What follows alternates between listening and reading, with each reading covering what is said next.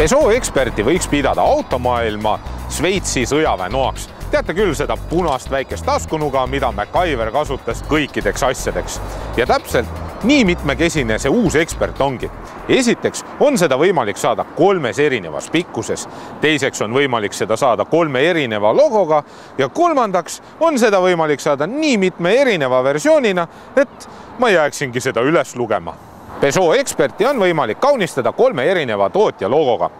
Ehk siis selline natukene Dolph Lundgreni moodi Peugeot ekspert, siis Citroen Jumpy ja kolmandaks Toyota ProAce. Iseenesest see viimane peaks siis andma prantslastele natukene enesekindlust juurde, sellepärast et me ju teame, et Toyotad on eriti vastupidavad ja suure tõenäosusega on ka Peugeot ja Citroenid nüüd eriti vastupidavad. Eksperdi kapoti alt leiab ainult 4-silindrilised Blue HDI nimelised diiselmootorid, mis tähendavad seda, et kõikidel mootoritel on AdBlue seade.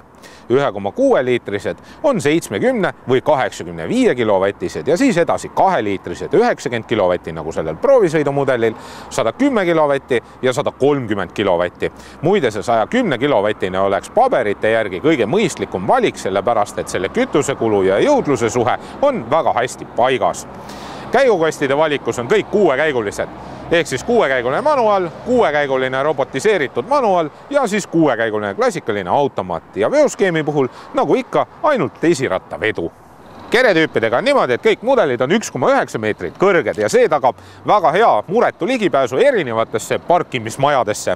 Ja kerepikkustega on niimoodi, et kõige lühem, ehk siis kompaktne on 4,6 meetrit pikke, see mahutab 2 euro alust ja kaubaruumiks on 4,6 kuupmeetrit. Ja siis tuleb selline standard, ehk siis 4,9 meetrit pikk, siia sisse saab panna 3 euro alust ja selle kaubaruumiks on 5,3 kuupmeetrit. Ja siis on see pikem versioon 5,3 meetrit pikke ja siia sisse mahub siis 6,1 kuupmeetrit kaubaruumi. Ja see tähendab seda, et ainult 3 euro alust, natukene rohkem ruumi siis kui lühemal versioonil. Ja raskustega on täpselt niimoodi, et 922 kilogrammi on siis kõige väiksem kandevõime ja kõige suurem kandevõime on 1400 kilogrammi. Ja see kõik oleneb siis mootorist ja keretüübist. Ja pikkustega on täpselt niimoodi, et kui te võtate kõige välimise parema istme kokkuklappimise, saate 0,5 kuupmeetrit kaubaruumi juurde ja see tähendab seda, et saate vedada kuni 4-meetriseid asju. Kaubavedajatele on selle bussi kasutamine tehtud eriti mugavaks. Lisavarustuses on võimalik saada siit jalaviipega avanevaid küljeuksi. Meil seda siin peal ei ole, aga meil on elektriliselt avatavad ja seda on võimalik nii võtme pealt avada kui ka salongist. Ja see on selles mõttes ka hea, et kui te tulete, võti on käes ja teie kaup on käe otsas, siis saate kohe otse sisse visata, et ei pea vahepeal maha panema. Ja nüüd, kui rääkida natukene siit salongi viimistlusmaterjalidest, siis siin on täiesti väga suur valik.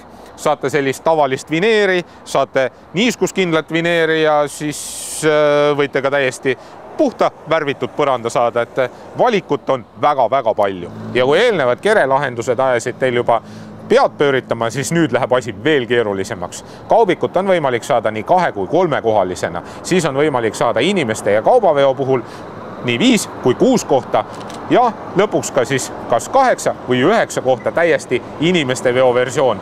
Ja kui sellest jääb ikkagi väheks, siis on lõppude lõpuks võimalik saada ka raamauto versiooni ja sellisel puhul saavad ümberehitajad siia peale panna kas või külmkapi. Eksperdi salong on ikkagi selline, nagu korralikult ööautol peab olema. Sellised robustsed materjalid, aga samas on neid väga hea ja lihtne puhastada ja teine asi on see, et need peavad ka ju sellele rööpamisele vastu pidama. Mis puudutab nüüd sõiduasendit, siis tegelikult tahetakse, et istutakse võimalikult kõrgel. Kuigi allpool on minu jaoks natukene mugavam tänu sellele, et see iste on tahapoole rohkem kaldu. Aga kui ülespoole kruttida see, siis on iste natukene ettepoole kaldu.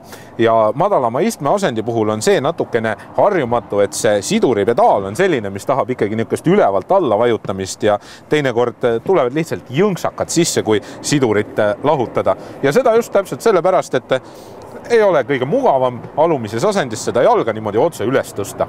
Ja pikematele juhtidele soovitaksin ma kindlasti komfort vaheseina ja seda sellepärast, et see lubab 8 lisakraadi seljatuge tahapoole kaldu lasta.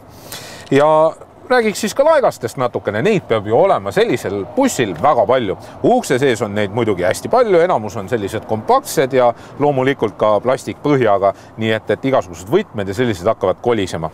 Ja armatuurises olevad laekad on sellised, mis jätavad mulje, nagu need oleksid poolikult valmistatud. Esiteks on siin vasakul pool selline sahtel, kuhu sisse ma saaksin oma telefoni panna, aga kuna see on suhteliselt sirge ja siin pole ühtegi äärt, siis see telefon kukub siit suhteliselt kiirelt ka välja. Ja teine selline laegas on siin käiguangi ees, täpselt samamoodi, et ma saan sinna oma telefoni ilusti pista, see mahub sinna sisse ära, aga kui ma näiteks natukene kiiremini kiirendan, võib see siit suhteliselt kiirelt välja lennata. Aga suurematest laegastest on siin olemas siin üleval A4-de jaoks, ehk siis saate kõik oma saatelehed siia üles pista. Kindalaegas on olemas, sinna sisse saate siis peista kõik oma kõige väärtuslikumad asjad ja siis, kui te tahate natukene suuremaid asju kuhugi peita, siis on võimalik siia kõrval istme sisse ära panna. Mina näiteks panin oma jope sinna, väga hea selline koht, kus keegi vähemalt ei näe seda. Ja siis, kui te olete rüperaali kasutaja, on siin keskel olemas selline plaat, saate selle välja keerata, siia oma rüperaali peale panna ja saate kõik oma meilid ära lugeda ja ära saata. Nuti poole pealt on nüüd asi sedasi, et siin on puutetundlik ekraan ja see toetab nii Apple CarPlay'd kui ka Android autote. Ja siis on siia lisatud erinevaid sõiduabilisi. Esiteks on siin olemas pimedanurga andurid ja need on selle bussi puhul väga kohustuslikud, kuna need peeglid on sellised piklikud, aga kitsad ja väga palju jääb nägemata. Ja siin on just väga kasulik nende pimedanurga anduritega sõita, sellepärast, et te näete selle puhul rohkem, kas siis mõni auto on teie kõrval või mitte. Siis on olemas siin ka distantsi jälgiv püsikiirushoidja, mis on üpris närviline, sellepärast see kiirendab ja pidurdab kogu aeg hoogu üles ja maha. Ja teine asi on see, et see ei tööta, kui kiirus langeb alla 40, nii et te saate seda kasutada ainult maanteel. Jah, siis on veel olemas ka Active City Brake, nii et kui te leiate, et seda pidurdust võiksite kasutada Active City Brake'i näol ainult, siis tegelikult see hakkab toimima alles siis, kui kiirus on 20 kilomeetrit tunnis ja see ei ole tegelikult selle jaoks mõeldud, et see hoiab ära teie pidurdused või siis tagant otsa sõidud, tegelikult see lihtsalt leevendab seda. Ja siis on ka olemas kaugtulede automaatne ümberlülitus, mis on eriti mugav asi, kui te sõidate pimedas. Ja pikemad sõidud bussis tähendavad seda, et te tahate ikkagi kuskil oma veepudeli pista. Siin üleval armatuuris on topsihoidjad olemas, aga tegelikult pooleliitrine pudel siia sisse kõige paremini kinni ei jää ja siis see tilbendab teil siin kogu aeg niimoodi, mis on päris häiriv.